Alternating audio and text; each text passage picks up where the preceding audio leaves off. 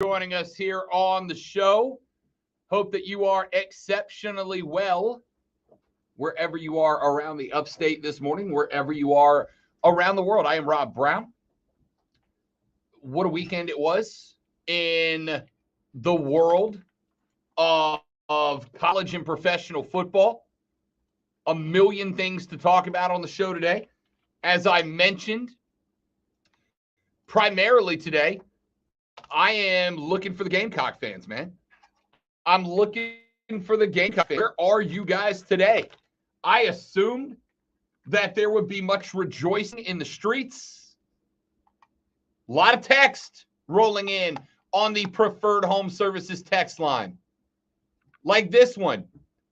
Looks like somebody told Spencer Rattler that his career is almost over. Just go have fun and play football. And he finally just had a good time. I didn't get to it in the sound that I played earlier. I didn't get to it in the sound I played from Shane Beamer earlier in the day. But Shane talked about that. And my goodness, did it deserve to be talked about. Spencer Rattler finally looked like the cat the Gamecocks brought in to play quarterback. 30 of 37, 438, 6 touchdowns. That'll do it. Jaheim Bell stepped up, played very nicely in the primary running back position, 17 carries, 82 yards, averaged nearly 5 yards a tote. That'll get it done. Through the air. How about Antoine Wells Jr.? 11 snags, a $177. Josh Vann, 2 catches, 78 yards, and a pair of touches. Jalen Brooks, 2 for 56 and a touch. Jaheim Bell, 5 for 39 and 2 touches.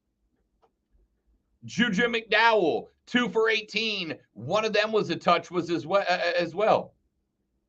I mean, what would you criticize in that game? All right, I'm not going to spend the whole hour on that. We did that in the last hour. If you want to be a part of it, 844 fan phone, 844 FANFONE, 844-326-3663 is the number.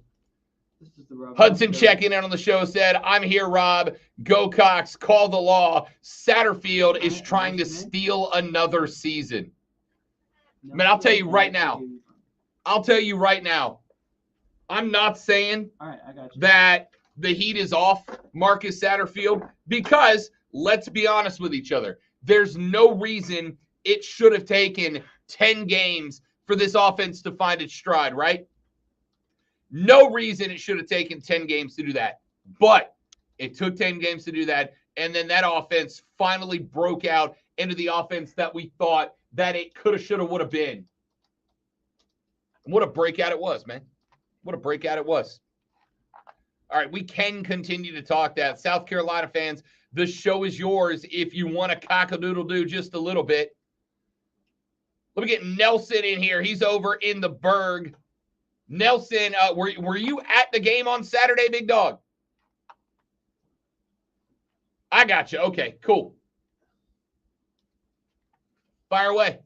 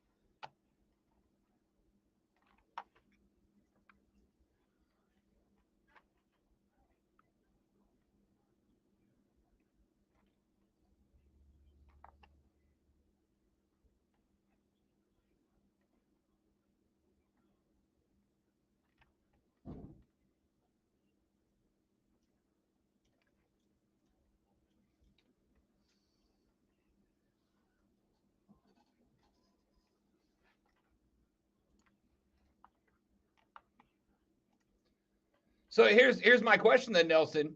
Here's my question. What the hell happened last weekend then, right? Because, I mean, it was the same situation. You didn't have either one of them last week, and you went down to Florida, and the offense looked anemic at best last week, and then they come out this week, and it's like there was an entire new playbook added, right?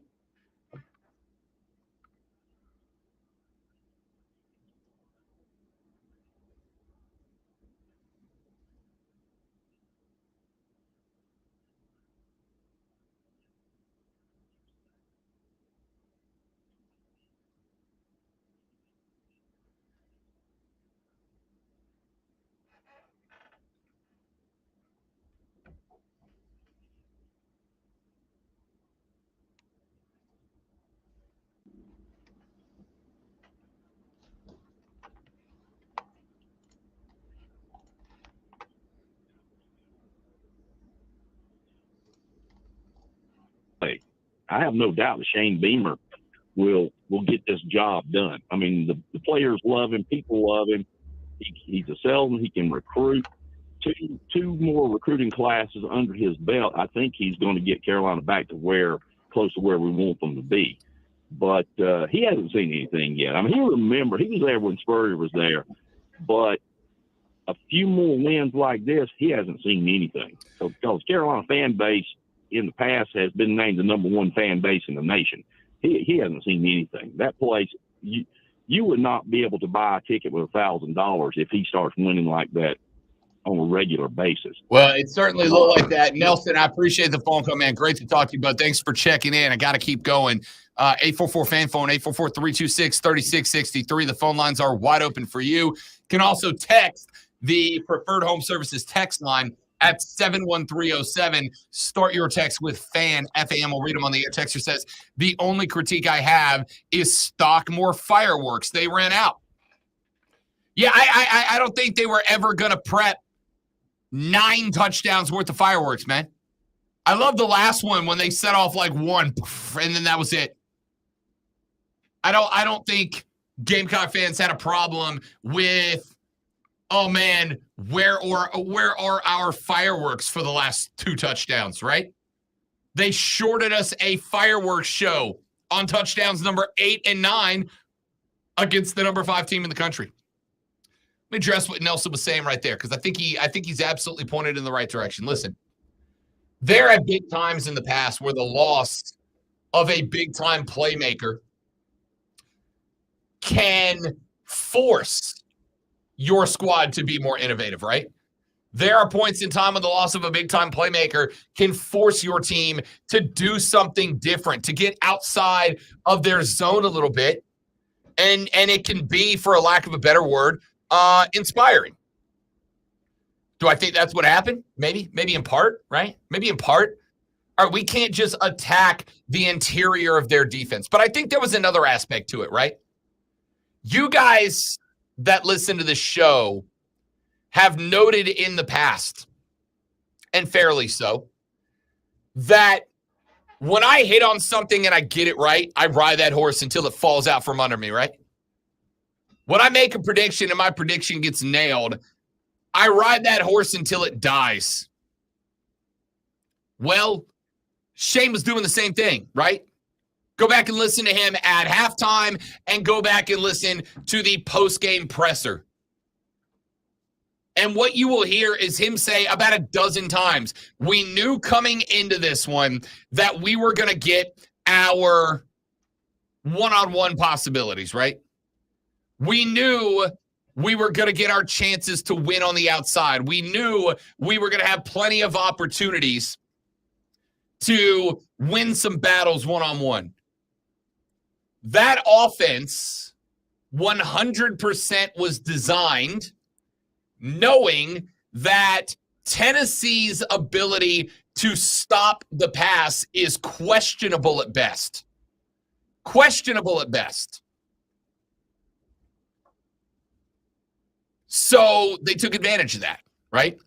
Now, if CBS, if Marshawn Lloyd are available, perhaps Sat, if that is indeed who is running the calls, perhaps he leans on that. All right, we're going to use the run to set up the pass. And instead they went, let's trust the guy playing QB, right? Spencer has now heard every negative thing that people around the country have said about him. They can't say any worse. His NFL stock is pretty much non-existent at this point. Let's just turn him loose. They catered the offense towards him. They catered the offense into taking advantage of his skill set when he was finally utilizing it at an all-time high, and it worked out just fine. But I do think Nelson has a really good start. I think he had a really good start, and I think that start being the offensive line was it. That offensive line had been, and I apologize to them before I said it last week, but terrible. Terrible. And it didn't matter what scheme we were looking at. Spencer was spending as much time running for his life as it were. I heard last week somebody texted into the show, if I recall. I could be wrong, but I think somebody texted into the show. Somebody texted into the show and said something to the tune of, Spencer Rattler is a two-progression guy. Who was it that said that? Oh, yeah, that's right. It was me. It was me. Rattler's a two-progression guy. It's look one, look two. If nobody's there, move another direction, right? Go one, go two, move, throw it away. In retrospect, I think that was as much because of the fact that by the time he got to progression one and progression two, somebody was in his grill. Somebody was in his face. Spence could smell the hot breath on his neck by the time that he got to progression number two. That was not the case in this one, right? Even if you go back to the touchdown pass to Jaheim Bell, it was supposed to be Rattler with it was either an RPO or a design draw, but Rattler went right. The offense flowed right.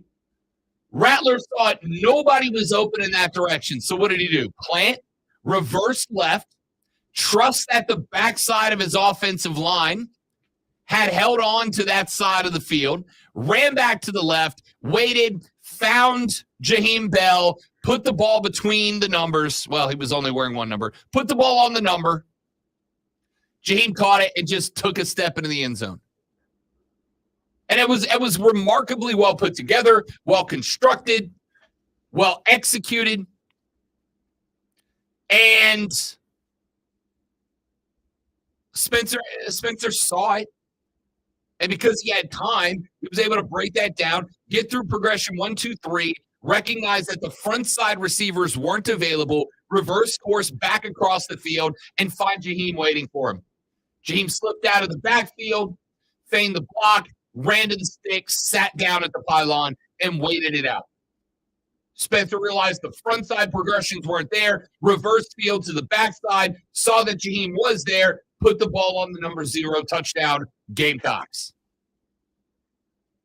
I think Nelson was spot on.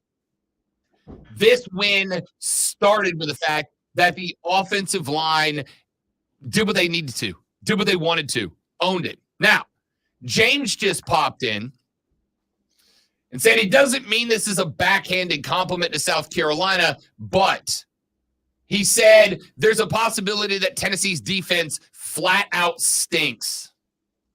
Oh, they do. Don't get me wrong. That is why Georgia was able to pound them. Pound them. Right? Tennessee's defense stinks. If Tennessee had made it into the playoffs, it was going to be, boat races to 50. Because their defense is terrible. But their offense was so good, they should be able to score on anybody. Well, one thing we haven't talked about is South Carolina's defense, who pretty much removed what Hendon Hooker wanted to do. 25 of 52, 247, 3 touchdowns. That is a pretty average score line for a guy that, up until his ACL popped in that game, was a Heisman frontrunner. Jalen Wright, 28 yards. Excuse me. Let me get your receiving numbers. Tillman, 81. Hyatt, 65, no touches. Fant, 57.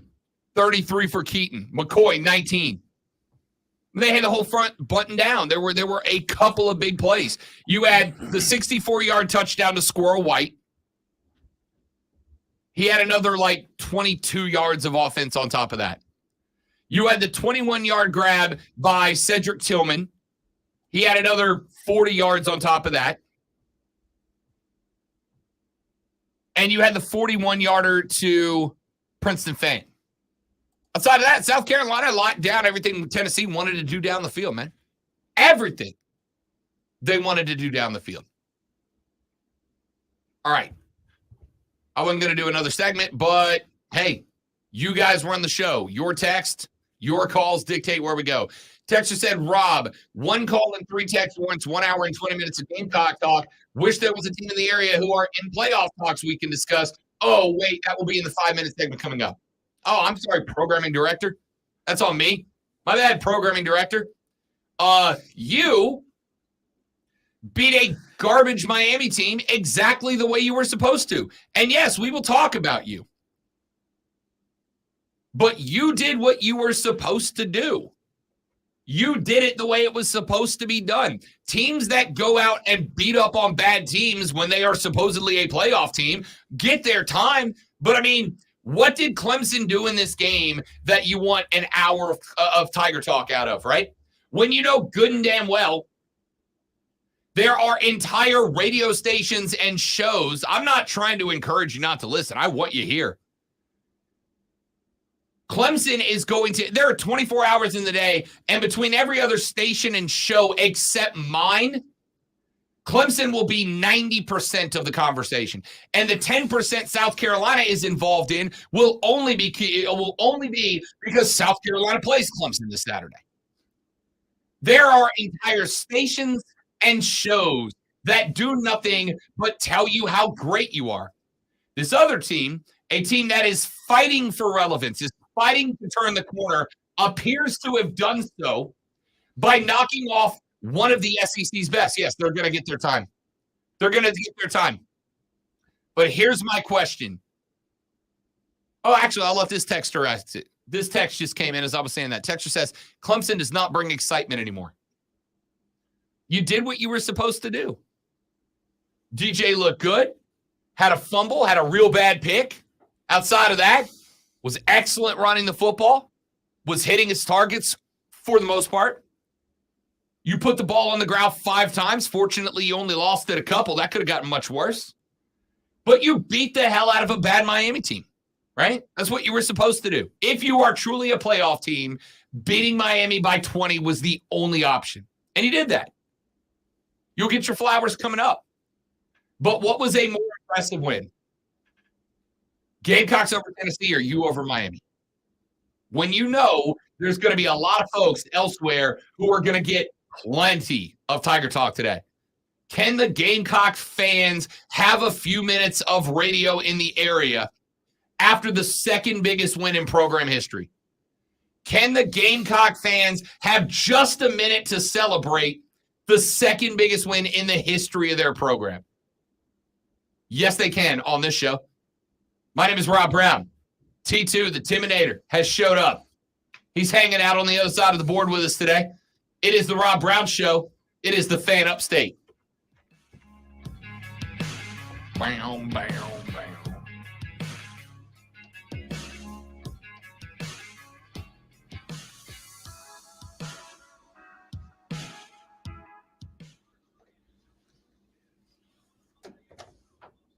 Why can't? Of the leg. That's Look, why. I understand. I left the phone on. Yeah, that always throws me off too. But it will all be I don't know why this is the only place that does that here. And Miami and how the playoffs- Oh, okay. Need your help real quick. What did you talk about in the first segment of the show? I don't know, but I didn't record it, so. I got to put it in ROC, so just roughly. Just Gamecocks win over Tennessee. There you go. That was literally it.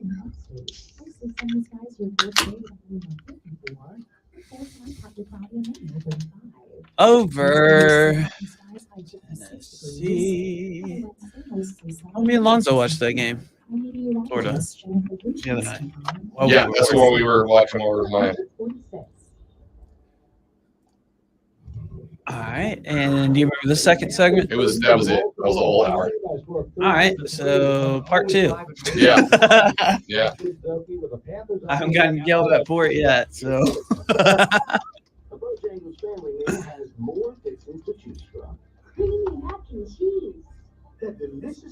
And is there a part 3 to this? Same. Those scratch-made biscuits. Don't forget that legendary iced tea. And this one was. You can put. Do the Clemson Tigers still have the excitement? I like it. I'm good with it. The final from Baltimore Ravens.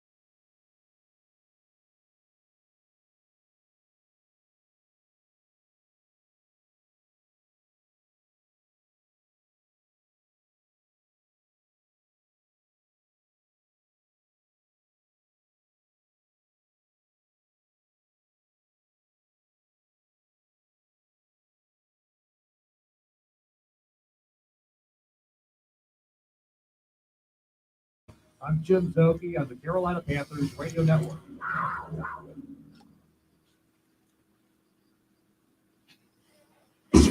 I'm about to say. NBA props can be tricky to bet, so here's one that's gone a bit under the radar. Tyrese Halliburton, the point guard for the Indiana Pacers, has had an excellent season so far. And the best part, his points prop has been 19.5 or under all year, and he's scoring 20 points or more 75% of the time. That's about as close to a sure thing as you're going to find in the NBA, especially in the prop market. So bet Halliburton props for as long as it takes for Vegas to catch up. I'm Trista Crick, helping you be the bookie.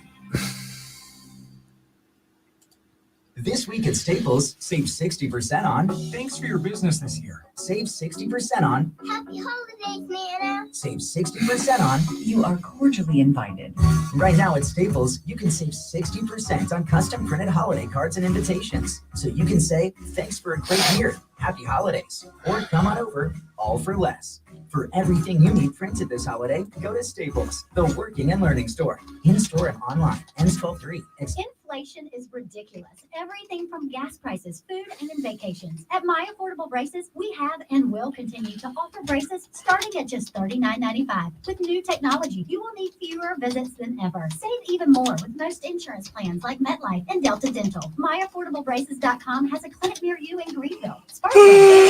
Schedule your free consultation, exam, and x-rays today. Easy payment plans and affordable braces. A lifetime of smiles you can afford at MyAffordableBraces.com. I'm Mark Ryan. If you're like me, you're no interior decorator and you need a bit of help putting together an outfit that pops. I'm beyond grateful I met my friends at Smith & James Fine Men's Clothing because they make me look like I know what I'm doing. They'll help you find the best color combinations with slacks, shirts, polo suits, and so much more.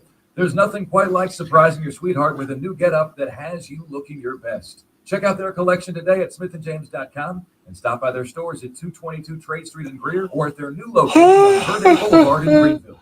Kenny May with special guests Dan Patrick and Keith Olbermann. And then I just realized that it was Keith. Do you have any audio today? Wade, Ed Schimmel, Yes, it should already be pulled up. We don't want another Chris Berman.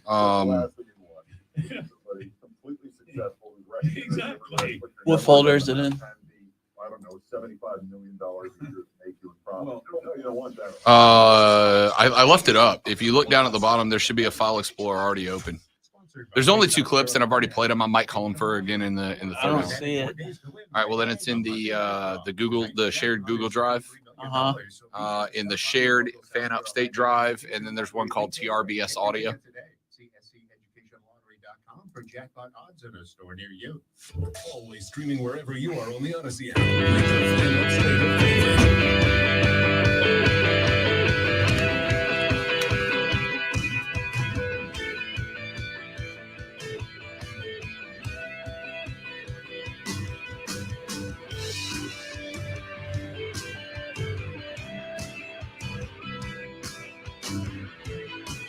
My man Trey said, I laughed at the post with Rob dressed like a clown, but I felt sad because he said that game wasn't worth the ride back home. Hindsight is 2020. Yeah, it is. Yeah, it is. I told you guys, like the lady friend, she's Gamecock. She wanted to go to that game. She asked me like 3 weeks ago if we could go to that game. It's like, can you snag us tickets? I want to go. I told her, I'm like, if you want to go, we'll go, right? I'll do anything for you. If you want to go, I'll get us tickets. But I texted her an apology at the end of the third quarter. I was like, my bad. My bad.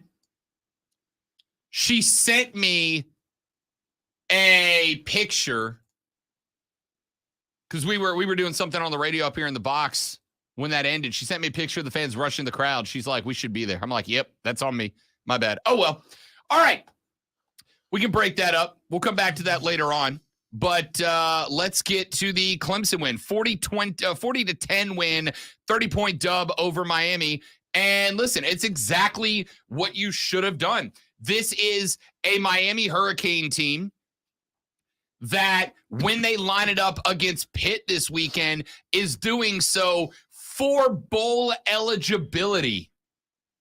For bowl eligibility. You were a 2+ touchdown favorite against the Miami Hurricanes. Like, you know, when I was growing up, my old man, you know, taught me a lot of valuable lessons. And I very, very clearly remember at one point a conversation that we had where I got this would have been like 9th grade, something like that. I came home and we had gotten our report card, right? And I got pretty much all B's, couple of A's, mostly all B's. I brought it home. Little brother got all A's on his report card that semester. And Pops got little brother, I don't remember what he got him. Got him a reward. Pair of Nikes or whatever. Got little brother a gift. And I was like, yo, where's mine, right? Where's mine? He's like, you don't get one. It's like, hold up, wait, why? And he goes, because B's, that's the baseline. I expect B. Anything less than B's, you're getting a punishment. But B's, I expect to be. You only have one job. Now, fortunately, I had a, I'll say, pleasant upbringing. Like me and my brother did not want for stuff, right? So pretty much our job was school. We didn't have to go to work to help pitch in or anything like that. We had be good at school. If you were good at school, you got to perform in sport. You got to play sports, right? So we had one job, which was school. He's like, if you do good at school, if you do the baseline, things are comfortable for you around the house. If you go above and beyond, you do better than that. If you do better than that, then you get a bonus. You get rewarded. You get your pair of Nikes or whatever. Your Ken Griffey Jr. Nikes or whatever.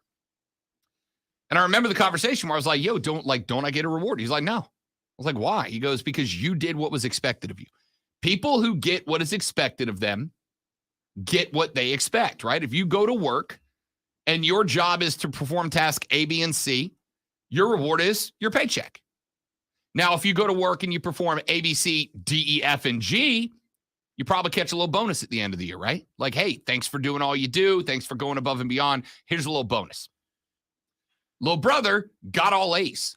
That was above and beyond. We were expected to be, B students, like be good. But we also, because we played sports, like both me and the little brother were in athletics around the year. It was football in the fall. It was basketball in the winter. It was baseball in the spring. And then it was all three of those during the summer getting ready for the season. So no, you did what was expected of you. When you do what is expected of you, whoever you are doing it for is going to reward you with whatever you agreed upon that is expected of them to provide. When you get older and go to work, you will agree to a salary. You will agree to a pay rate. If you do what is expected of you, you will get the money paid back to you as expected.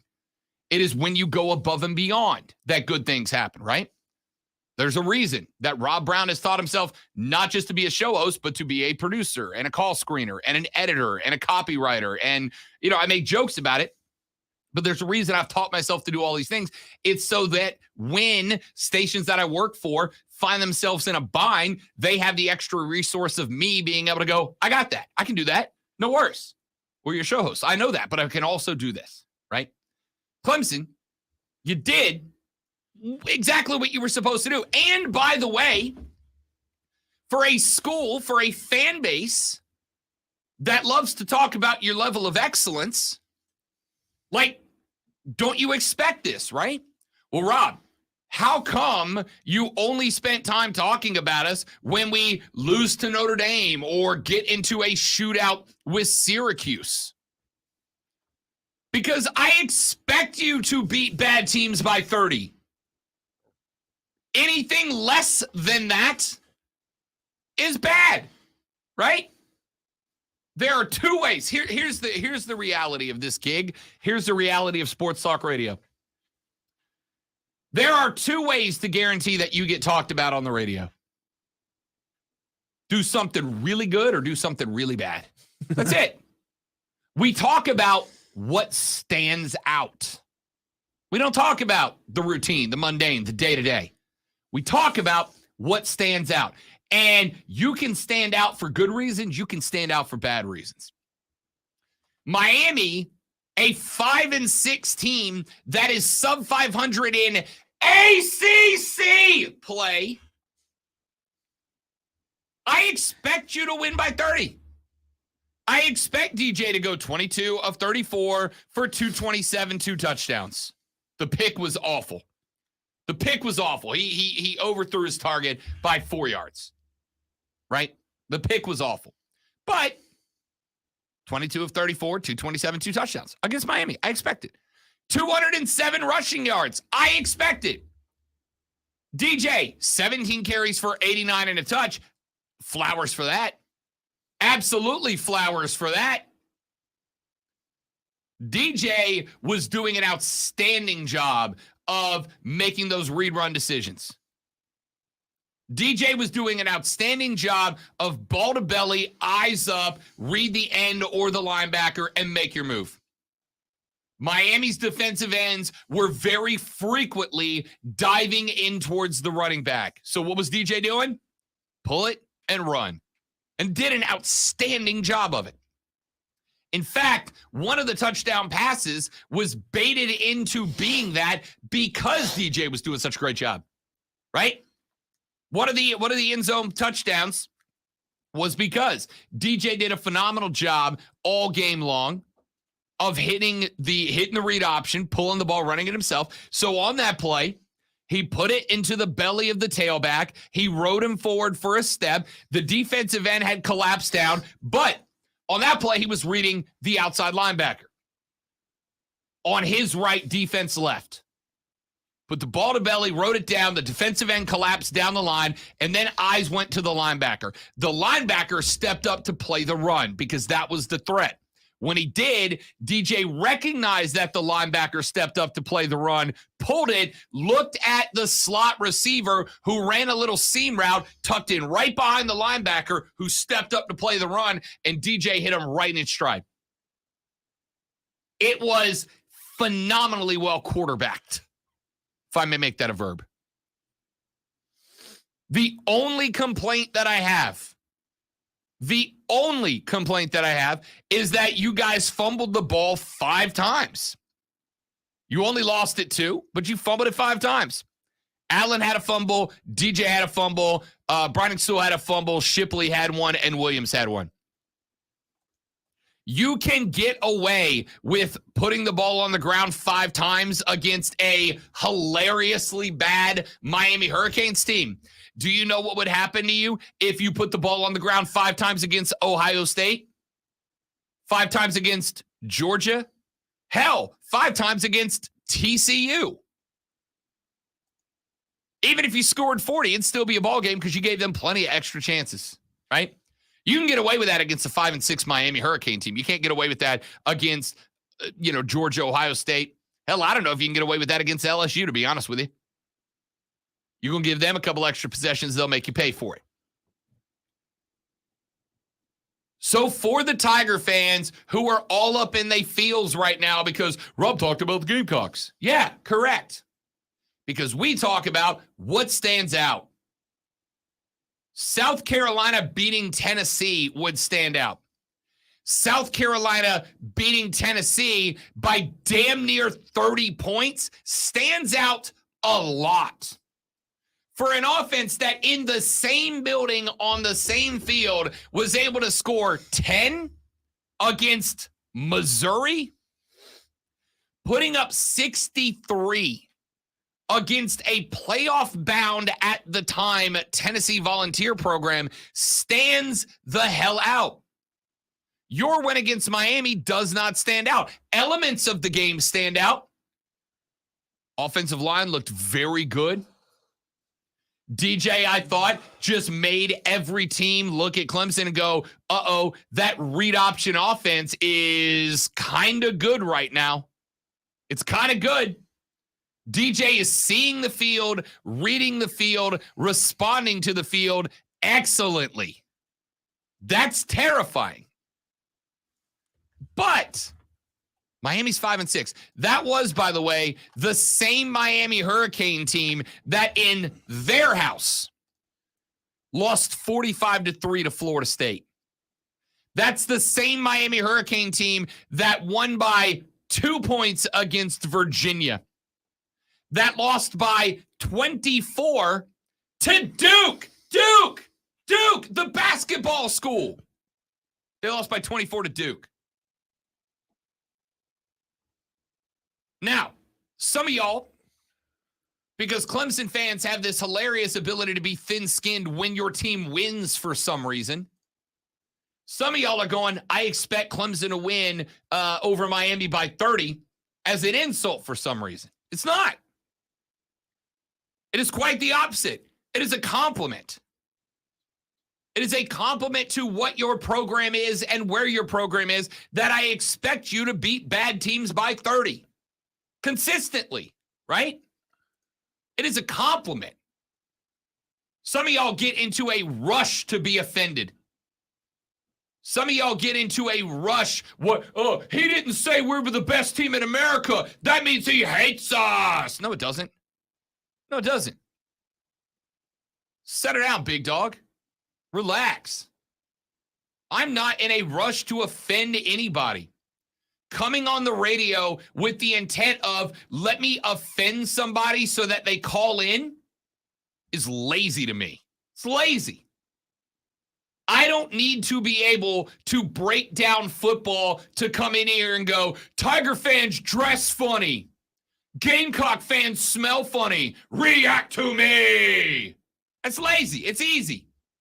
It's easy radio to me. I'll never understand why it got so popular. I won't, because it's lazy radio to me. I'll never understand why that is so damn popular, because I can't do it. It would be easy for me to grab the mic every day and go, Clemson sucks. The phone number is 844-FAN-PHONE. Right? I don't want to do that. The highest compliment that I can pay to you right now is to say that a 40-10 win over Miami, Shania Twain, that don't impress me much. It don't impress me much, man. It just doesn't. That's what you're supposed to do. If you as a Clemson fan are trying to convince me that the Tigers belong in the college football playoffs, as some of y'all have spent this morning doing, as some of y'all hit me up on the social over the weekend and did, if you are trying to convince me that Clemson is a playoff team, then you should not be offended that I said a 40-10 win is what I expect.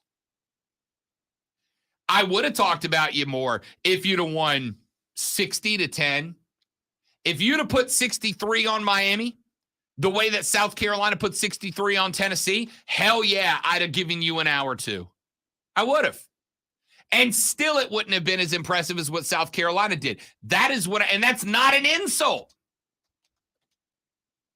It would have been amazing had you won over Miami 63-10. But it still would not have been as impressive as what South Carolina did. This is a 1 week thing, dudes. This is a 1 week thing. South Carolina just scored the second biggest win in program history. It's going to stand out. It is going to stand out. And what stands out gets talked about. DJ gets his flowers because his play this weekend as a read option quarterback stood the hell out, both for him and amongst quarterbacks nationwide. It stood out. South Carolina's win was the talk of college football Saturday in a day in which Ohio State almost lost, in a day in which Michigan almost lost and frankly probably should have, in a day in which Georgia put up only 16 on Kentucky, in which Ohio State needed a fumble return at the end of the game to get some breathing room, in which Michigan scored at the very end to win 1917. A day in which TCU escaped Baylor by a point. Those are the top 4 teams in the country, and they all blew it. And yet still, South Carolina, oh, by the way, USC 48-45 over UCLA. In a day in which the top 5 teams in America almost all blew it, one of them did. And it was little old South Carolina that didn't beat Tennessee. They beat the hell out of Tennessee. So, yes, the Gamecocks are going to be on the radio today. They're going to get talked about. Are we going to come in here tomorrow and break it down again? Elements of it. Because now we got Clemson, South Carolina this Saturday. And as I've had a couple of Tiger fans hit me up so far and point out, Clemson fans, you got to feel a little bit more confident. You got to feel a little bit more confident in your team after putting up 40 on Miami. But if you're telling me you're not looking down the road at the folks out of Columbia and what they just did to the number 5 team in the country, a team that was considered by the AP and the College Football Playoff Committee to be better than you, and going, they can do it. Spencer Rattler can be a great quarterback. I mean, okay. But I'm looking at it and going, damn, Saturday looks real interesting now. Right? Looks real interesting. I'm going to be down in Florida. Saturday when that game went off the air, I texted the mom and the little brother, and I'm like, hey, don't make plans Saturday during the day because there's no chance in hell I'm not sitting down to watch this one. Are you kidding me? You have been getting your flowers all year, Clemson fans. You are 10-1. You are going to win the ACC. You've been getting your flowers. But beating Miami 40-10, it doesn't stand out. It's what you're supposed to do. You don't get rewarded for doing what you're supposed to do. You get rewarded for going above and beyond. Did South Carolina go above and beyond? I don't feel like I need to answer that out loud. Let's take a break. We'll come back. We'll wrap up the second hour of the show. I'm still looking for you. Gamecocks, Tigers, you're all welcome in on the show. 844-326-3663. Text us on the Preferred Home Services text line at 71307. Start your text with FAN, F-A-N, FAN, F-A-N. We'll read them on the air. We are back to wrap up our numero dos after this on the Rob Brown Show and the Fan Upstate.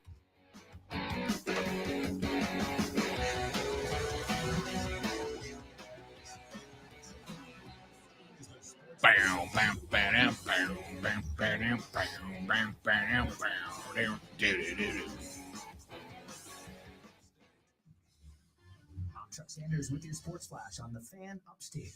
NHL tonight, the Hurricanes visit Winnipeg. The Canes winless in 2. They're 5-3-2 in their last 10, tied for second in the Metropolitan Division. NFL on Sunday, the Ravens beat the Panthers 13-3. Carolina drops to 3-8 with a loss. Baker Mayfield, 196 passing yards. Donta Foreman held at just 24 yards on 11 carries. The AFC North leading Ravens won their 4th straight game. They're 7-3 with the win. Justin Tucker kicked a pair of field goals, including a tie-breaking 37-yarder with 8:27 left. Ravens quarterback Lamar Jackson ran for a 1-yard touchdown in the 4th. Baltimore forced 3 late Carolina turnovers. The Falcons nipped the Bears 27-24. Hyun-Wei Koo made a 53-yard field goal with less than 2 minutes left to play to break the tie. 5-6 Atlanta pulls within 1/2 game of NFC North leading Tampa.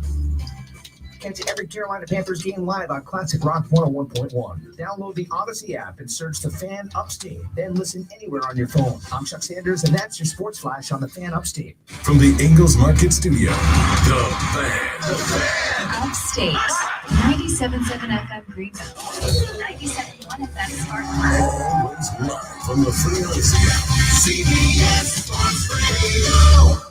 Hey, it's Rob Brown. Listen, you and I both know that joint pain can sometimes keep you from doing things you love. I love to go shoot hoops with the boys, but sometimes the knee and lower back are like, no, not today. Well, if that's the problem for you, you need to call QC Kinetics and let them show you how their advanced regenerative medicine can help you restore and repair damaged joint tissue and give you your life back. Your hips, shoulders, elbows, they can all be treated with natural biologics from your own body. These are powerful healing agents that are highly concentrated. So if you're tired of steroid shots that don't work, or if you're trying to avoid surgery, then call QC Kinetics right now to schedule your free consultation and learn about these exciting new cutting-edge treatments for pain caused by arthritis or injury with no drugs, no pain meds, and no downtime. This is an all-natural treatment that can get you lasting relief, and people around here, well, they're raving about it. So call now as appointments are available for this coming week. It's QC Kinetics, 864-448-3772. That's 864-448-3772. See, there was a Jim Rome in the first segment. The halftime break had 10 minutes of spots at one point. Wesley Financial Group is not a law firm. This story is called The Ugly Truth About Timeshare. If you think you've done your family a favor by buying a timeshare, you need my help. Hello, I'm Chuck McDowell, CEO and founder of Wesley Financial Group. 10 years ago, I started helping folks cancel their timeshare. In the process, started what's now called the timeshare cancellation industry. Timeshare is the only thing that you can buy that you can't tell me how much it's going to cost or when it's going to end. When you buy a timeshare, you give them a blank check to fill out any amount they want for annual maintenance and assessment fee. The crazy thing is, this never ends. Even when you die, your family's now going to be stuck in insanity today. Call my office. It is what it is. It is what it is. I did, Trey, and I will do it tomorrow. I said I'd wear it if they beat Tennessee. But, I had to rock the red, white, and blue today because it is World Cup Day. The Americans have their match at 2 o'clock against Wales, which, by the way, if anybody has no plans and wishes to join, we will be watching that game at Growler House over on the east side today. I'll be watching USA v. Wales at Growler House, so anybody who wants to watch is welcome to join. Will you hand me that remote over there when you get a second, Timmy? Please and thank you. There you go. I'm not letting that man be on my... I will watch anything else. Charging a cell phone can be like getting a booster shot. A booster is given to enhance or restore protection after a primary series vaccination, which wanes over time. Schedule an appointment when you are eligible. Sponsored by Pfizer and BioNTech. Get in the game on the Rob Brown Show. Only on the Fan. The Fan. Upstate.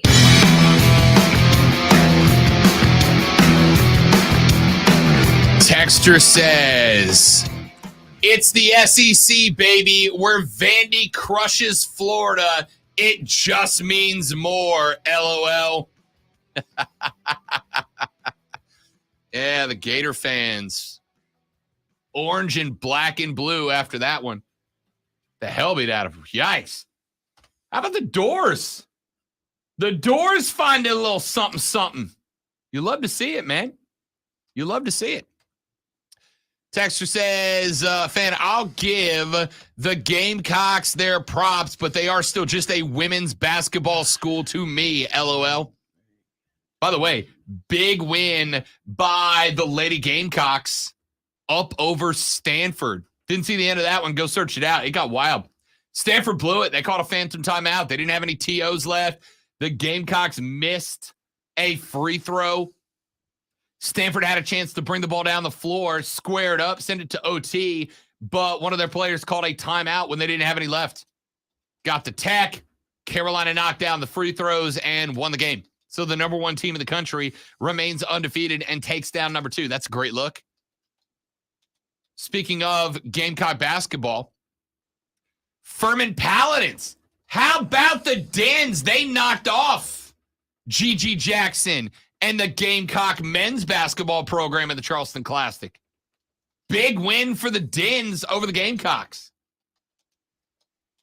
By the way, real quick, I'm flipping channels here in the studio, and I came across the SEC This Morning show on the SEC Net with Peter Burns.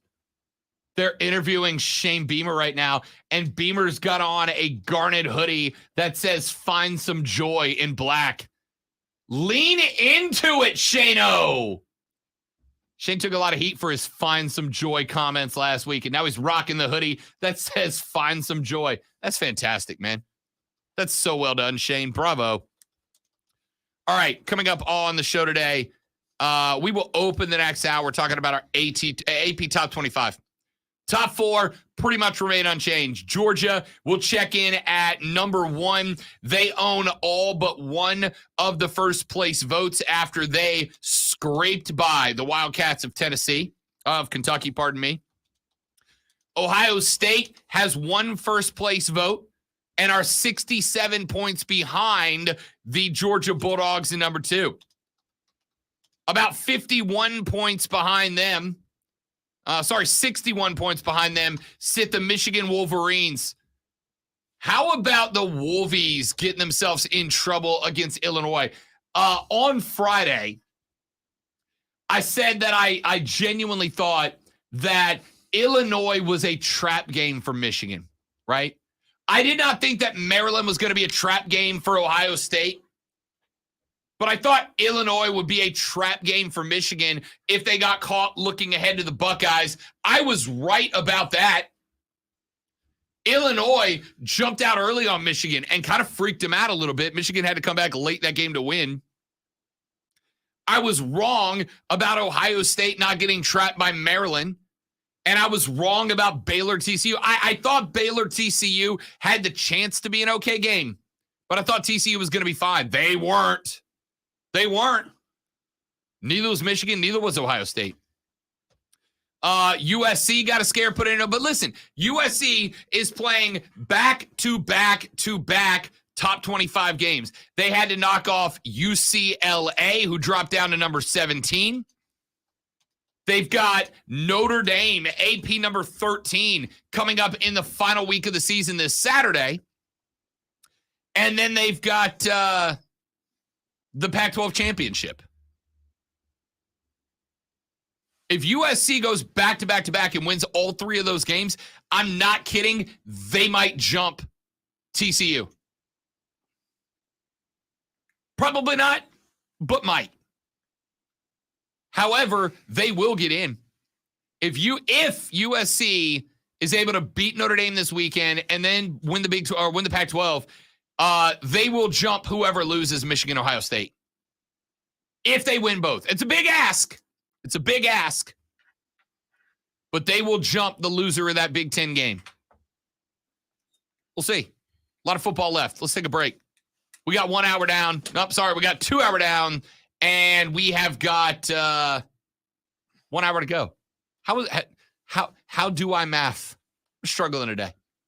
All right, my man T2, Tim Snow, the Timinator, is filling in for the great one, Lonzo. He's out on vacation for the week. We are here today, tomorrow, and Wednesday. We are off Thursday and Friday. I will be out next Monday, Tuesday, and Wednesday. I will let you know who the fill-in host is when I find out. I'll be back next Thursday and Friday. Let's take a break. 1 hour left. The Rob Brown Show rolls on. It's the Fan Upstate.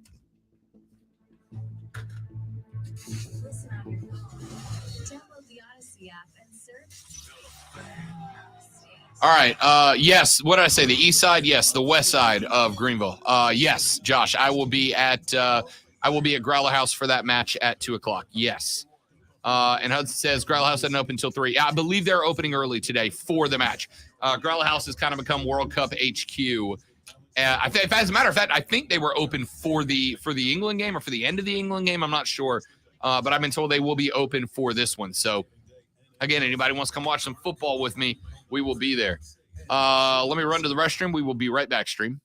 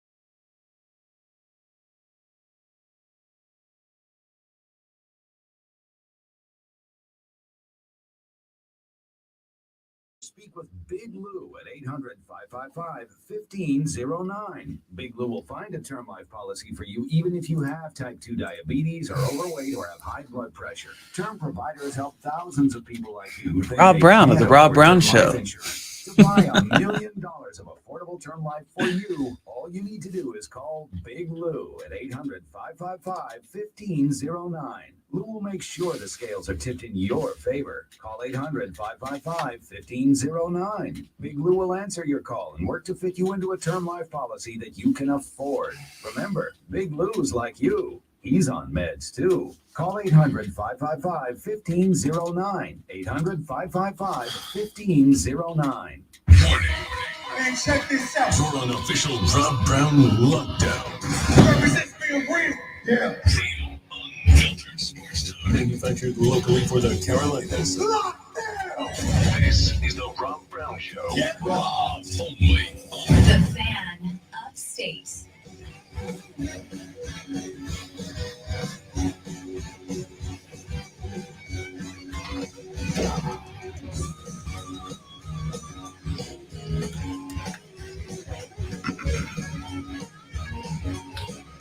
Golly, some Clemson fans are salty today.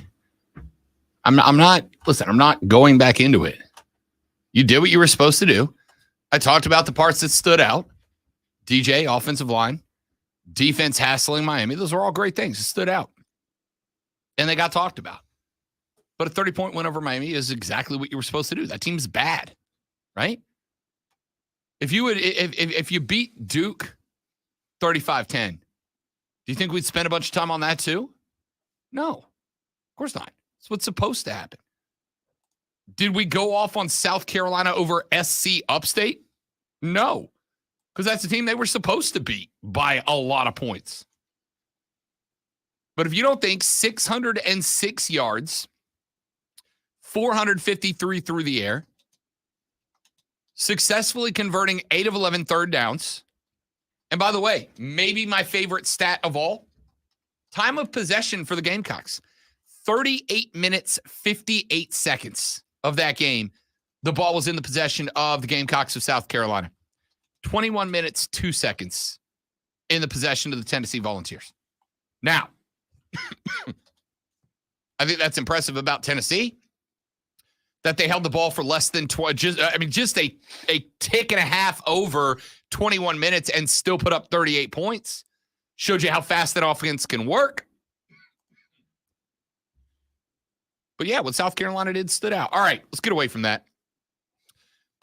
Rest of the college football scoreboard, 16-6, Georgia over Kentucky, and one that was shockingly close. Stetson Bennett, 13 of 19, $115.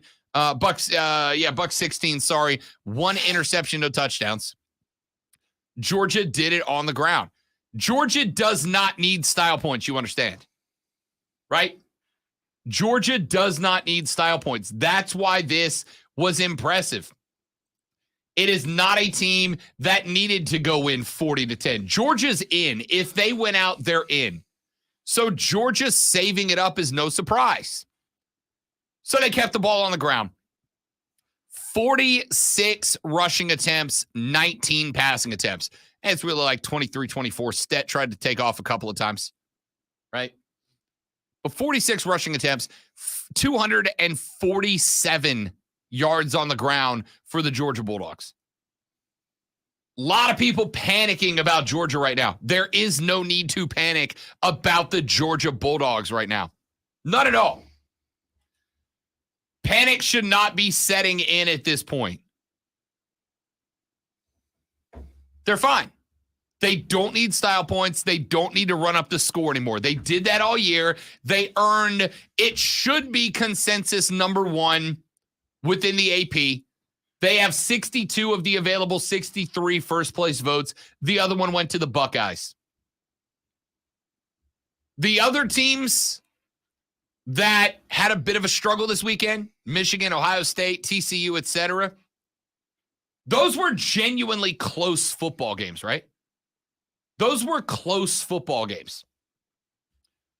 Kentucky was never in this game with Georgia. Will Levis, 20 of 31, 206, 1 touch, 1 pick. They ran for 89 yards, did the Wildcats. This game was never in question, even though it was only a 10-point game.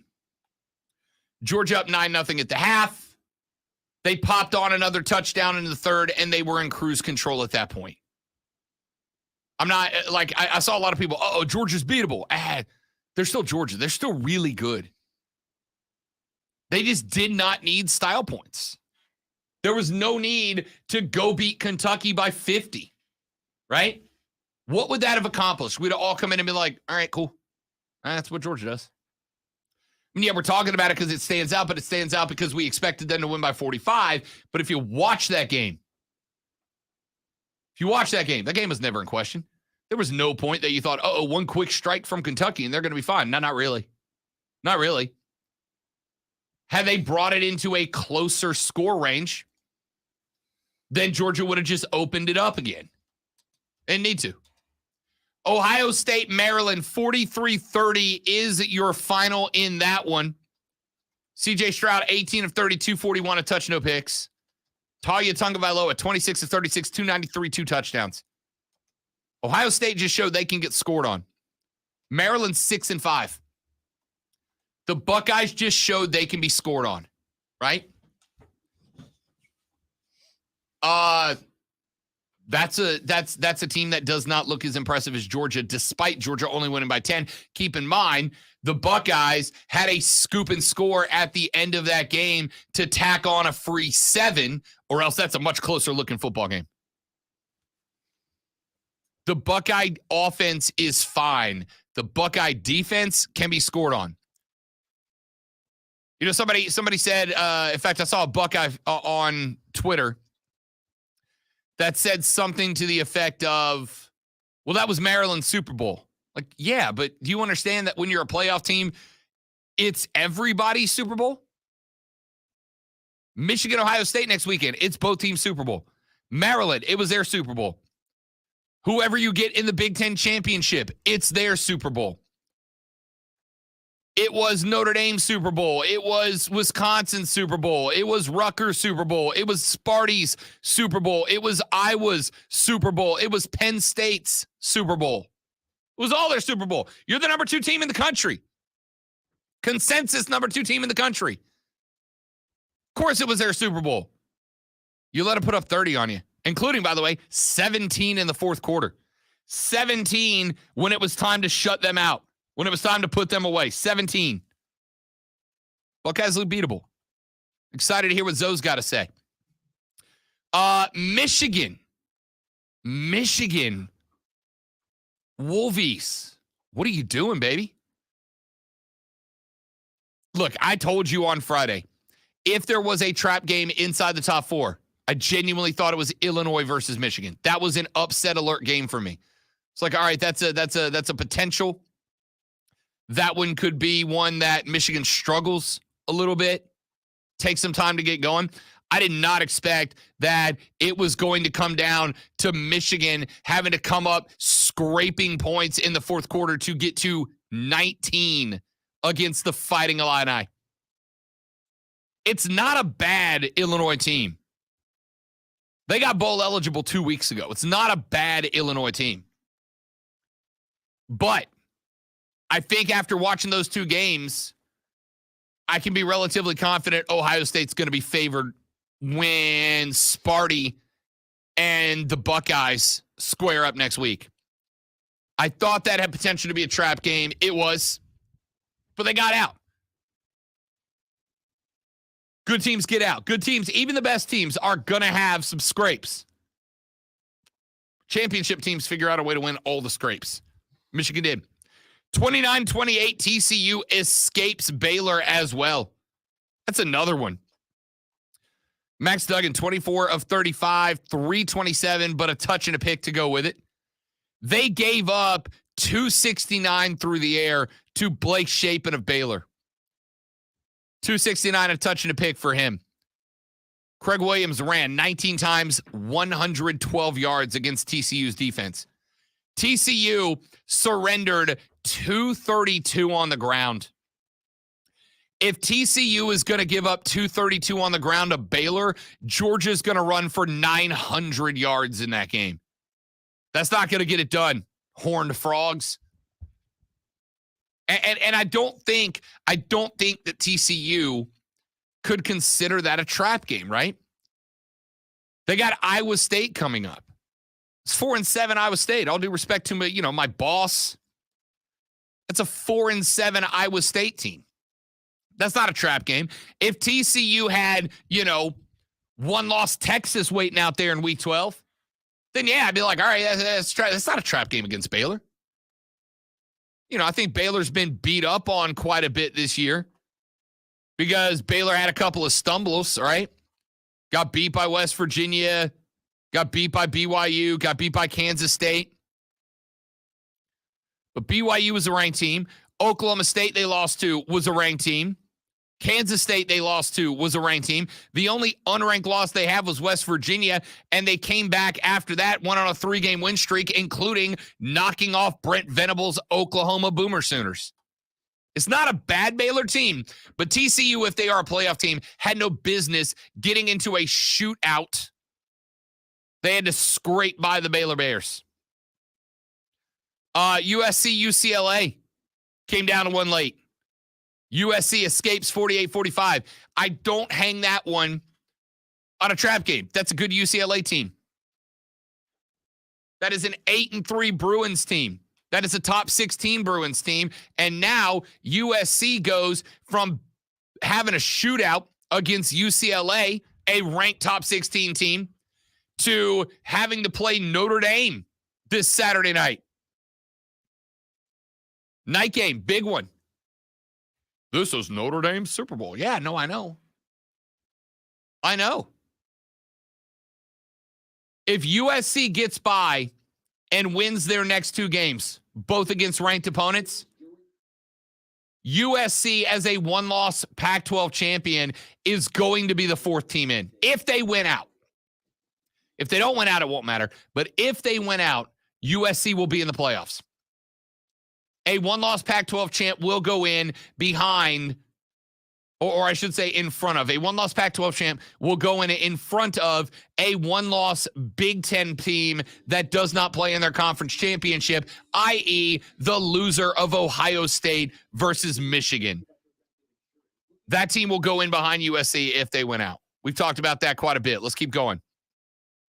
Outside of that, as far as playoff teams, like Tennessee's out of the picture after getting smoked by USC. Alabama is a 2-loss team out of the picture.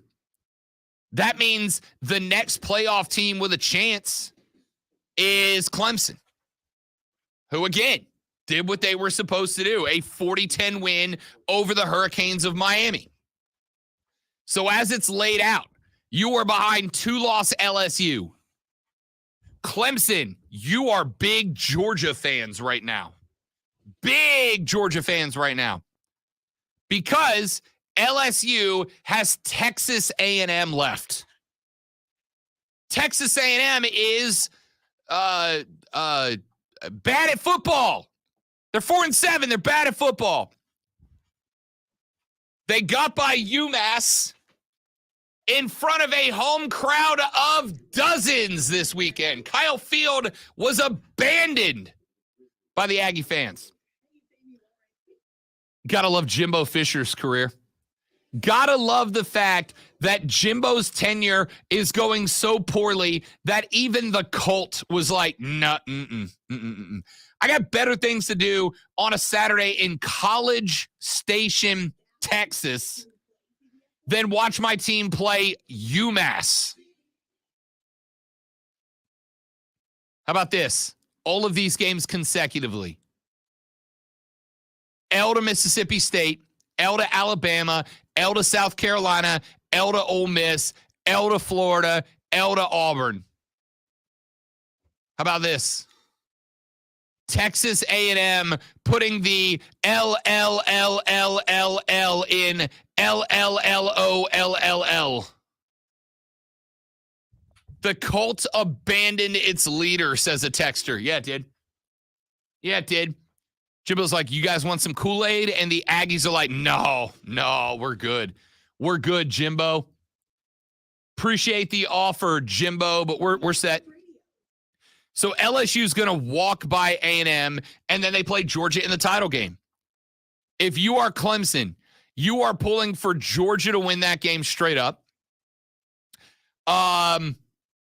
You are pulling for Notre Dame or whoever plays USC in the Pac-12 title game to knock them out.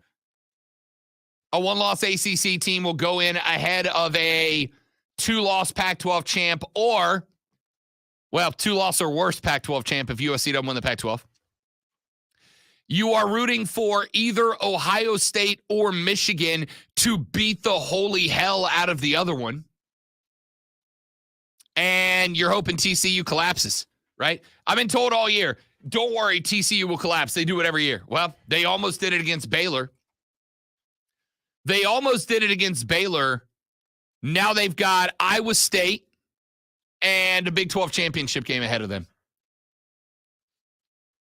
If Georgia beats LSU, if Ohio State or Michigan beat the hell out of the other one, if Baylor chokes it away, Tennessee has now vacated their position, and you need USC to fall to Notre Dame in a Pac-12 championship. Let me put it this way. I told you 2 weeks ago that Clemson was sitting at plus 450 to make the playoffs. I thought that was a ridiculous number. I thought it was a ridiculous number. In fact, it was such a ridiculous number, I didn't bet on it because I'm like, that's not, like, there's not enough value in that, right? At plus 450, there's not enough value in that. Some of y'all were like, dude, what the hell are you talking about? Right? I didn't think there was a chance. I didn't think there was a chance. I didn't think they were getting in. Now, I got to think those odds have been, I got to think those odds have shortened up a little bit, right? I can't find them right now. I'm trying to find them right now so I can get them for you. But I got to think they've shortened up a little bit because you needed a couple of things to come out of that, right? You needed a couple of things to come out of that. You got one of them. South Carolina just helped Clemson out a lot. One less roadblock in the way. All right, let's get a couple of texts in here real quick before we take a break. Texter says, fan, finally working out for all of the Clemson fans that pull for different basketball teams now that they can't pull for the other football teams to do things to get them in the playoffs. Now that they can pull for other football teams to do something to get them in the playoffs. Yeah, listen, Clemson's a big Georgia team right now. They probably want Ohio State to put Michigan away by about 30. They're big Iowa State Hawkeye fans / the rest of the Big 12 fans. And they are big Notre Dame fans. How about Clemson hoping for... By the way, a Notre Dame win would help Clemson on two fronts, right? Not only does it clear USC out of the way for you, but also the one loss you have looks even better. Notre Dame already looks good to the committee as an L. Like, if you're going to take it out, Notre Dame's not a bad one to have taken it to this year. They beat USC. It looks that much better for the Tigers. That's big. You're big Notre Dame fans this weekend, for sure. I'm not worried about Alabama. A 2-loss non-divisional winner from the SEC isn't getting in, right? If LSU at 9-2 wins their division, which they've done, and beats Georgia, I think a 2-loss SEC team might sneak in. A 2-loss SEC champion might sneak in ahead of a 1-loss Big Ten team that does not play for its conference championship. You might be able to sneak in. That's a guess and nothing else. But it might be able to sneak in. That's why Clemson's a big Georgia fan in the SEC title game in a week and a half or whatever it is, a week and 5 days. Texas says, fan, it is bad when Jimbo now makes David Koresh the second worst cult leader in Texas. Second most effective is Jimbo Fisher, for sure. For sure. Texas says, Rob, Iowa's Super Bowl might involve an offensive touchdown. It might. Doesn't mean they get one. Texas says, Kirby Smart will take a 7 to 8 point victory every game if he holds opponents under 14 and keeps it a ground game. Yeah, that's what I'm saying. A lot of people panic. Oh, the wheels are coming off the Bulldog. No, they're not. No, they're not. Georgia's fine. Georgia's fine. That game was exactly what Kirby wanted it to be. We are just going to grind it out. We want this game to last 30 minutes.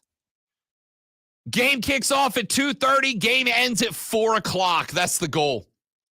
And it might as well have. Might as well have. Georgia's fine. Georgia's fine. All right, let's take a break.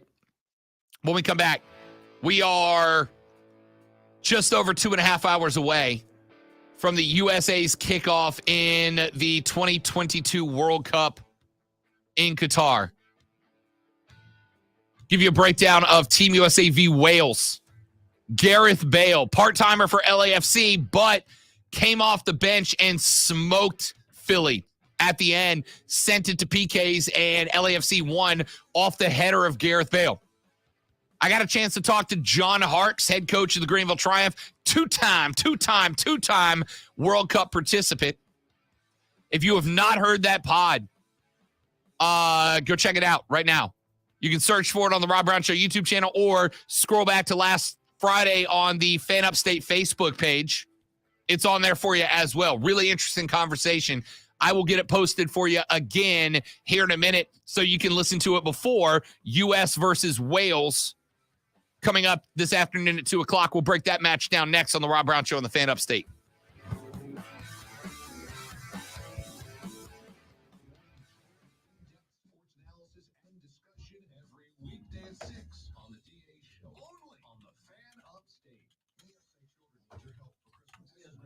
Go ahead, buddy.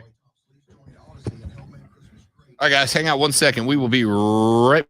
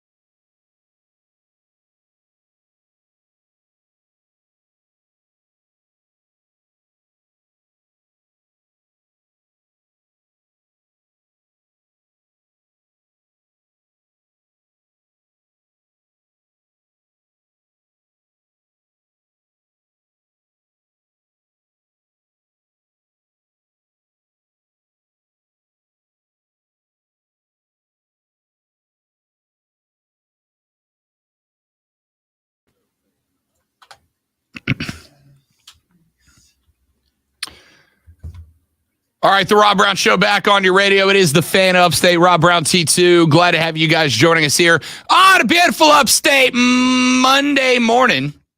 Team USA in the World Cup getting started against Wales today. We talked about this a little bit, especially after the MLS Cup. Like, Gareth Bale stepped up, played really well for LAFC in a reserve role. Gareth Bale getting on up there in years, and so you're probably not going to see him as a 33. I know, God, I hate sports. He's ancient. He's 33. He's got 10 new gray hairs saying that. Anyway, Gareth Bale primarily played as a reservist for LAFC, but came up for them in some huge minutes, including in that MLS Cup when he knocked in an equalizer deep in extra period time, sent that match to PKs after it looked like Philly had put that thing away, and LAFC was able to get the win in the MLS Cup this year, and it came primarily off the head of Gareth Bale. They buried the PKs, and that was fantastic. So the U.S. sends over a squad that there were a few raised eyebrows about with squad selection, primarily because a couple of guys that have been regulars over the past few years were not there, but there were, I think, some justifiable arguments. And again, if you missed it, literally as we speak, I am posting the interview that I did with John Harkes a couple of days ago, the head coach of the Greenville Triumph. He is a two-time World Cup participant for the United States men's national team. That video is getting posted right now to our website. So if you have not heard that yet, now is a really good time to get over there and check it out. That conversation, we spent quite a bit of time talking about the roster selection of Greg Berhalter, the manager of the U.S. men's national team. And Harksey said that, he wasn't super disappointed with it. He said, you left off some guys like Ricardo Pepi that maybe weren't quite in the form that you were looking for. And because of that, there was some element of it. That he believed was more about chemistry, was more about the ability to work together, both in the locker room and on the pitch, that he considered the important parts of roster selection, right? So I also asked him, all right, who are the guys that you think step up, right? We're looking for the guys that are going to step up, that are going to be the ones who really carry this team. And he had a couple. He mentioned that he thought that Josh Sargent had an opportunity to come up big here. And he did point out, and I think very fairly so, he did point out that he thought the chemistry in all of this was very important, considering the fact that you had a couple of guys that nobody really is expecting a lot out of, right? Like, nobody was expecting a hell of a lot out of a guy like a Josh Sargent. So he goes, you send these guys over, you send over a Josh Sargent, a guy that hasn't been talked about, hasn't been discussed quite a bit, and you're not going to have a lot of folks that are looking for him, right? Like, maybe he slides in there, maybe he sneaks in there, has some aggressive play, picks out a couple of spots, right? Like, Wales is a team that he said I would probably be looking to attack the fullback position. They got a lot of younger talent, but it's up across the front. He said, my goal here is to create a reality where we are spending the majority of the time in the attacking third, and we are really putting the screws to their fullbacks. And so I would very much expect today that that's what happens. In fact, for those of you on the stream, if you have not seen it yet, I just dropped the link to the page into the comments wherever you're watching from to go listen to go watch that interview with John Harkes. I'm going to send it out on Twitter and Facebook as well. But look, he said the Americans have a very interesting opportunity here. And the opportunity here is that they are long shots, right? Like we broke this down earlier in the week. The Americans are a dramatic long shot to even make the World Cup final, right? Like I'm not putting money on it. I'm not putting money on it. In fact, let's see. Let's take a look. It's been a minute since I looked it up. Let's see if it's changed at all. The Americans right now are plus 22,500 to win the World Cup. Poland, Mexico, Senegal, Ecuador, Switzerland, Serbia, Croatia, Uruguay, Denmark, Belgium all have longer or all have shorter odds than we do. We have slightly longer odds than Wales, than Japan, than Morocco, than South Korea. And then there's a pretty big drop off down to the rest after that. But attack the fullbacks, attack deep into the field, pressure against the younger guys that are playing in the back, right? And with the amount of speed the Americans have, Harksey hit on that a lot, and I would agree with him, right? The Americans' asset here is speed. The Americans' asset here is speed. The ability to get the ball into the attacking third, the opportunity to push up the sides and try to create. A lot of unique talent. A lot of guys up front that will be on the lookout. Will be on the lookout to try to make something happen, to try to create. And I think you got to take advantage of that. But it is less about, and it used to be that the Americans, in especially a match like this against Wales, would try to take the spray and pray approach, right? Like we want to create a turnover, and then we just want to kick it that way and run and try to out-athlete them. The reality is that didn't work, right? That didn't work. I think you spend more time trying to build up counters here. I think you try to spend more time owning possession. The good news is, while the U.S., if we're being honest, kind of stunk in that last round of friendlies. The last 9 European teams we've played have defeated us. We have not won in the last 9. The good news is for Wales, they have not won since sealing their place in Qatar when they beat Ukraine in the playoffs 1-0. Haven't won since then. And keep in mind, Ukraine was a little busy when they played that match, right? That was right towards the beginning of what is happening with Russia invading Ukraine. So they got that 1-0 win over an emotionally distraught Ukrainian team. And they have not won a match since then. Anyway, this match with Matt Turner in goal, who's played relatively well, is going to be interesting. I want to see what Weston McKennie does. He has been talked about quite a bit. He's a guy Harkes called out multiple times, has not featured for Juventus since back in October, but should be good to go. Timothy Weah is an interesting addition. Gio Reyna and Jesus Ferrara are two guys that I want to see what they do.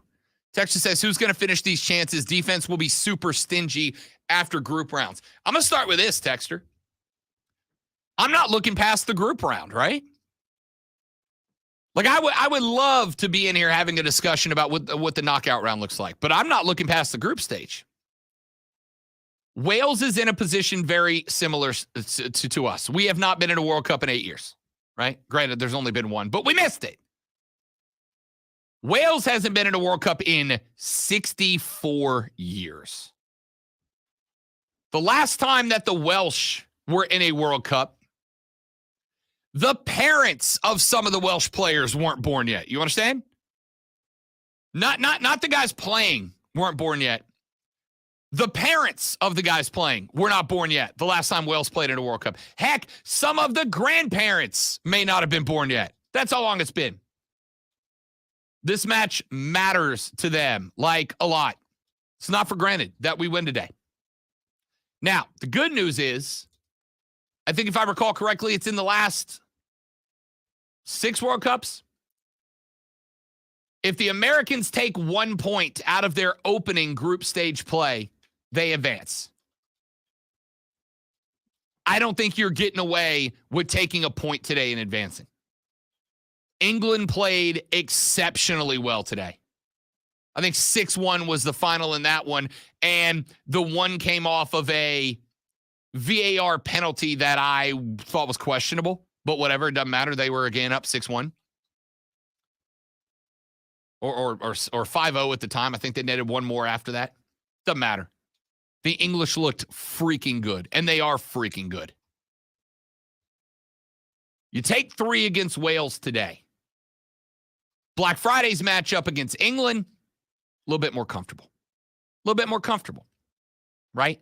I can play for a draw. I'd love to beat England, but I'm playing for a draw against England if I get 3 today. Iran looked awful today. That's not to say that they will look awful again next Tuesday when we get set for group stage play game number 3. But they look bad today. They just looked absolutely overwhelmed by the English side today. You beat Wales and get your 3. You put yourself in a great spot. Not only do you have 3, not only does England have 3, so you can play for a draw and work towards 4 points on Friday, but on top of that, Wales and Iran are going to play each other up next, which means either one of those teams is going to get 3 and the other is going to be effectively eliminated, or both of those teams take 1 and they are both playing well from behind. Now, that increases the importance of making sure that you do not lose outright to England, because that match, especially if Iran beats Wales, which I don't think they will, but if Iran was to beat Wales and you've got that match against the Iranians to wrap up group play, all of a sudden that game might outright be an elimination game, right?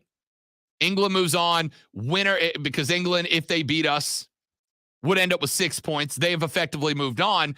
Then it comes down to Iran v. America and the winner that moves on. I don't want that situation.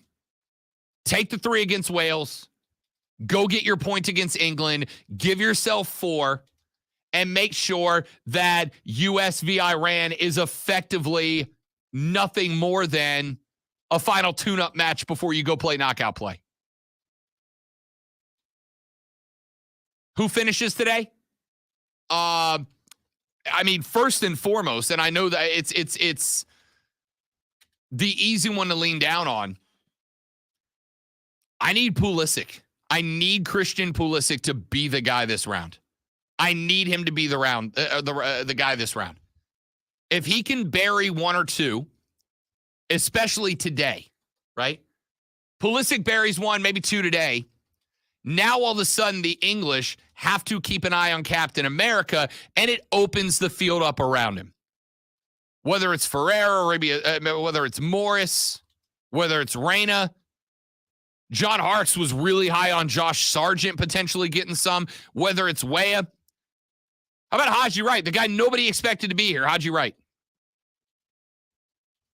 If everybody's looking at 10 on the inside, a guy like Haji that nobody's going to mark might get some freebies, might get the opportunity to run in and clean up some garbage points. The opportunities are going to be there. The only question today is going to be, can the Americans clean them up? If we can finish up an effort or 2 that doesn't go in off the bounce, get a second chance, get an opportunity, and push those things through, I think we're fine. I think we take the 3. I think you can play for 1 with England, right? You hope for an Iranian-Welsh draw, but we'll see. Texas says this group will be 4 points and goal differential deciding second. You talking from second down to third, or are you talking from first to second? We'll see. I think the English are the clear group winners, right? Especially after what they did today. 6 goals against Iran. Right? We were talking Clemson, Miami earlier. Why don't you talk about Clemson more? Because you did what you were supposed to do. You didn't stand out, right?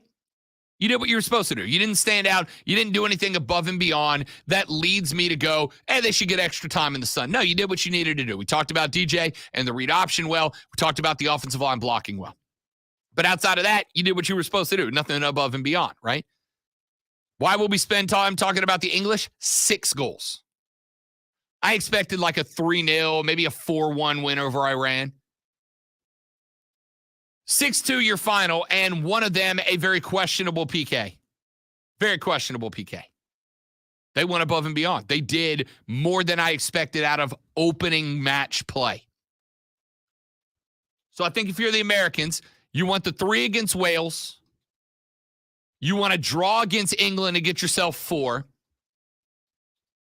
And then you want to finish up by going and just smoking Iran at the end of group play. You do those things, you move on.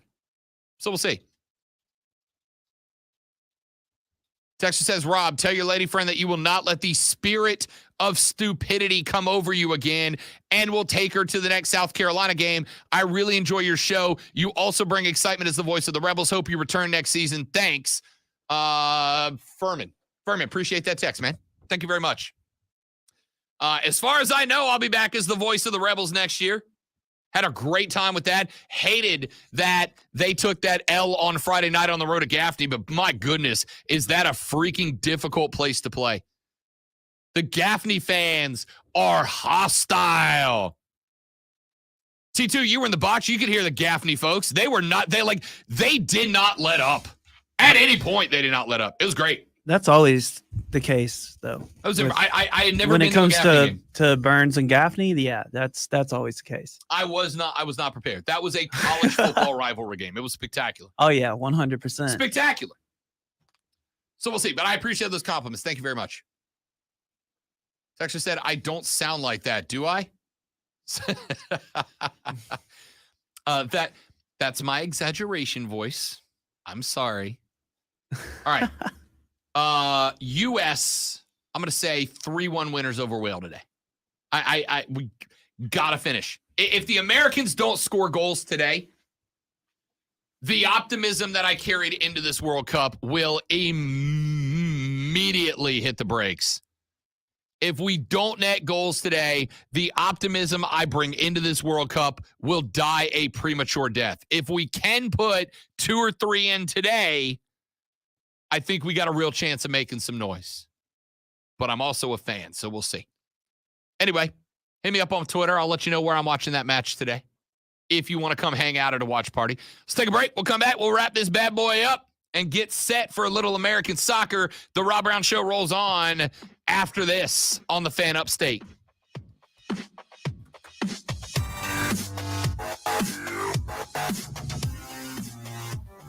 I learned something new today, Joseph. How about that?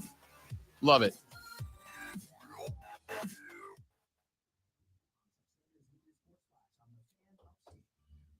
Oh yeah, man. Those Burns games, especially with Gaffney, that rivalry it's been there since I was there.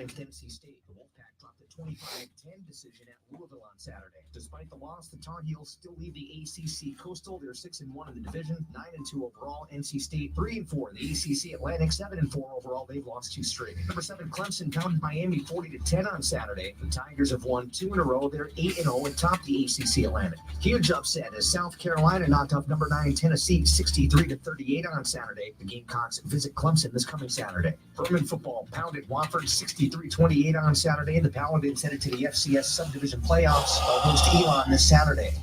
Catch Furman Paladins football all season long on the Fan Upstate. Download the Odyssey app and search the Fan Upstate. Then listen anywhere on your phone. I'm Chuck Sanders, and that's your Sports Flash on the Fan Upstate.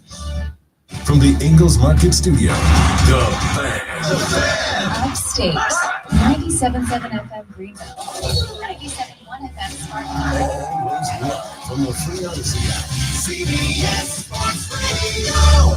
I'm Brent Lewis with NFL Network Now on the Westwood One Radio Network. Patrick Mahomes threw 3 touchdowns, all to Travis Kelce, as the Chiefs came back to beat the Chargers 30-27 on Sunday Night Football. Jalen Hurts and the Eagles rallied from a 10-point fourth-quarter deficit to win 17-16 over the Colts. Philly moved to an NFL best 9-1. After a snowstorm in Buffalo moved the game to Ford Field in Detroit, the Bills handling the Browns 31-23. The Cowboys went on the road and blew out the Vikings 40-3 in Minnesota. The Patriots beating the Jets 10-3 after Marcus Jones returned a punt 84 yards for the game-winning touchdown with just 5 seconds remaining. Vontae Adams scored a game-winning 35-yard touchdown as the Raiders beat the Broncos 22-16 in overtime. And the Lions stunning the Giants 31-18. The Bengals topped the Steelers 37-30, and the Ravens overpowered the Panthers 13-3. This is an NFL Network Now on the Westwood One Video Network. Finding the right person for the job isn't easy. Just ask someone who hired their personal trainer as a caterer. All right, folks, let's keep this line moving. You there with the tongs. Kicking up one Duchess potato at a time will not cut it at my catering table. Drop and give me 50. But if you've got an insurance question, you can always count on your local Geico agent. They can bundle your policies with new hundreds. Okay, this is what we call the wild mushroom and asparagus dip, and pass. Come on, let's get those things above your heads. For expert help with all your insurance needs, visit geico.com/local today. This week at Staples, save 60% on. Thanks for your business this year. Save 60% on. Happy holidays, Nana. Save 60% on. You are cordially invited. Right now at Staples, you can save 60% on custom printed holiday cards and invitations. So you can say, thanks for a great year. Happy holidays. Or come on over, all for less. For everything you need printed this holiday, go to Staples. The working and What was what were you talking about? NFL or college football in the last segment? World Cup.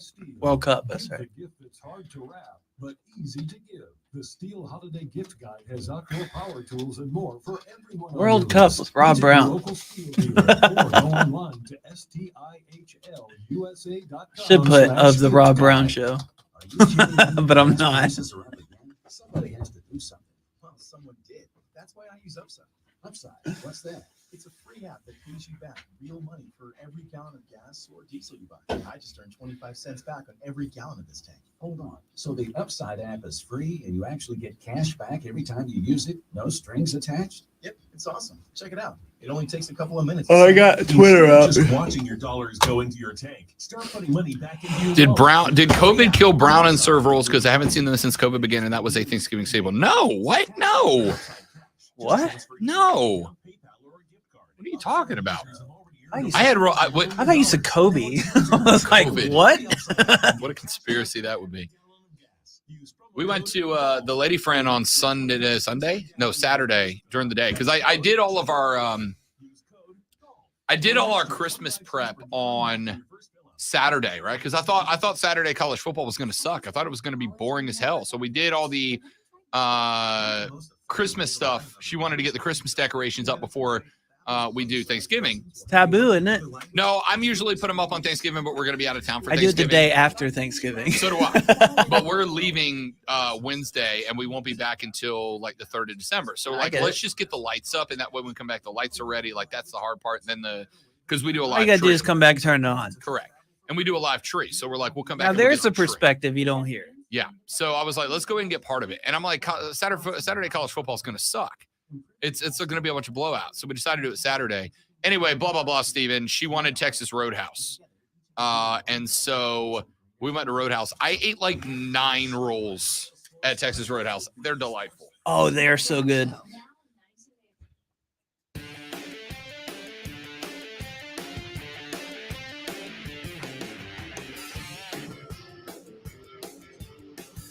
The Rob Brown Show rolls on. This is the Fan Upstate putting this bad boy to bed. Thank you guys very much for being a part of the conversation today, ladies and gentlemen. My man Brock hit me with, he's like, all this college football, what does it have to do with the World Cup? Hey, you know the World Cup's getting its time, bro. You know it.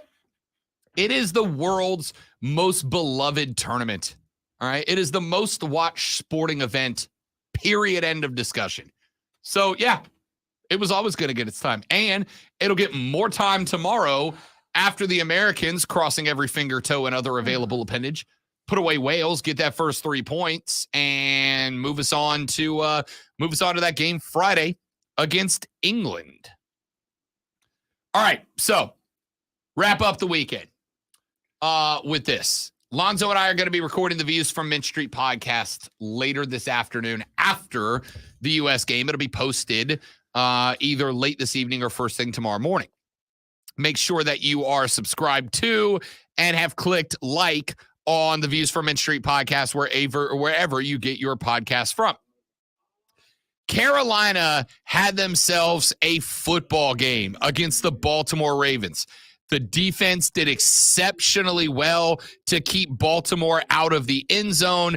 The offense just could not finish drives. They were a 13-point dog. They lose by 10, 13-3. And I told Panthers fans on Friday, and I will tell you again now, do not let this end up being the do not let this be a negative influence on the optimism built around this football franchise right now. It should not be. It shouldn't be. You should be optimistic. You should be excited by what this looked like, right? Carolina could not finish a drive, and that's painful, but you could not finish a drive against one of the best defenses in the National Football League. You're gonna be fine. All right? That was a big step in a very positive direction. Defensively, you got exactly what you were looking for. You got exactly the game that you were hoping you would get when it all broke down. Your defense was able to corral Lamar Jackson. You never really let him get going. 24 of 33, 209, no touches, 1 INT. Baker went 21 of 33. Honestly, there were about 3 drop balls there. That should have been closer to like a 24 of 33, 196, no touchdowns, 2 picks. One of them was a tip ball. It is what it is. The problem is the run game never got going, but I told you it was going to be a really big ask to run the ball against the Ravens. They have the best front 7 in the National Football League. I told you that on Friday. 36 total rushing yards, 24 from Dante Foreman, 12 from Bake, Chuba Hubbard, 4 carries, no yards. That was always going to be a problem, and that's exactly what it turned out to be. Views from Mint Street podcast will record this afternoon. It will be available for download either this evening or first thing tomorrow morning, and we will break that game down in great detail. That, ladies and gentlemen, is it for us. We are out of here. Team USA v. Wales at 2 p.m. today. We'll come back tomorrow. We will further X's and O's out. The Gamecocks win over Tennessee. The Tigers win over the Hurricanes. The Panthers L to the Ravens, and more. Follow me on Twitter at The Rob Brown Show. We will do a breakdown of US v. Wales, and I will live tweet that game. If you're not on Twitter, you can do the same on Facebook as well at facebook.com/thefanupstate. Y'all, have a great rest of your day. Jim Rome has got you up next. Mark and Diesel take you off sides at 3, and we are back tomorrow to do it all over again and better on The Rob Brown Show and the Fan Upstate. Later, brother.